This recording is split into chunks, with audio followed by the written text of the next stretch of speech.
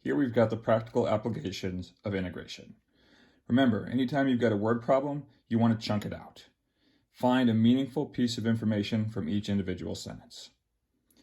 The acceleration a of t of an asteroid moving in a straight line is given in terms of t, by a of t equals 3 minus 2t.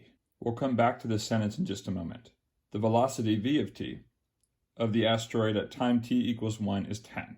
That sentence gives us the value of the velocity when time equals 1. If s of t is the distance of the body from the origin at time t, then s of 5 minus s of 1 is equal to what?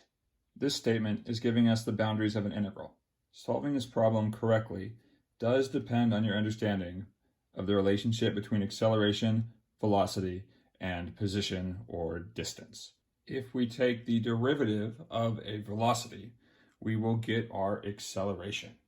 So if we reverse that process and integrate our acceleration function, 3 minus 2t, we're going to get a function for the velocity. Think back to your definitions. Velocity is how fast you're going. Acceleration is how much you're slowing up or speeding down. Let's go churn through the numbers on the whiteboard.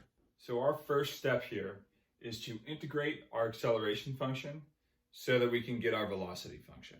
We were given our acceleration function at 3 minus 2t. That's a really simple integration, so let's do that to get v of t. 3 becomes 3 of t, 2t becomes 2t squared over 2, those 2's will cancel, and then because this was an indefinite integral, we have a plus constant.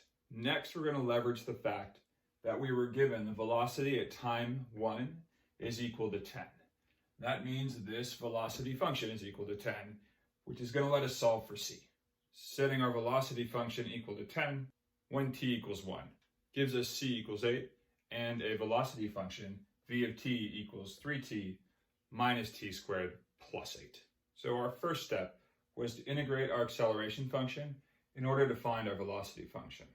Now we're going to integrate our velocity function in order to find our distance function.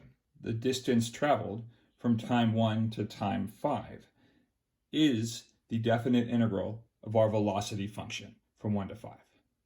Let's go back to the whiteboard and churn out the numbers. So while this is true in general, this is the case specific to our problem. The integration isn't so bad. We'll substitute in 5 and 1. There's our substitution. Be mindful of the subtraction here and do as much simplifying as you can before you go to the calculator. Do the easy parts first. We have 40 minus 8, that's 32. 75 halves minus 3 halves is 72 halves. And negative 125 thirds plus a third is negative 124 thirds. Half of 72 is 36. 36 and 32 is 68. And unfortunately for us, 124 is not evenly divided by 3.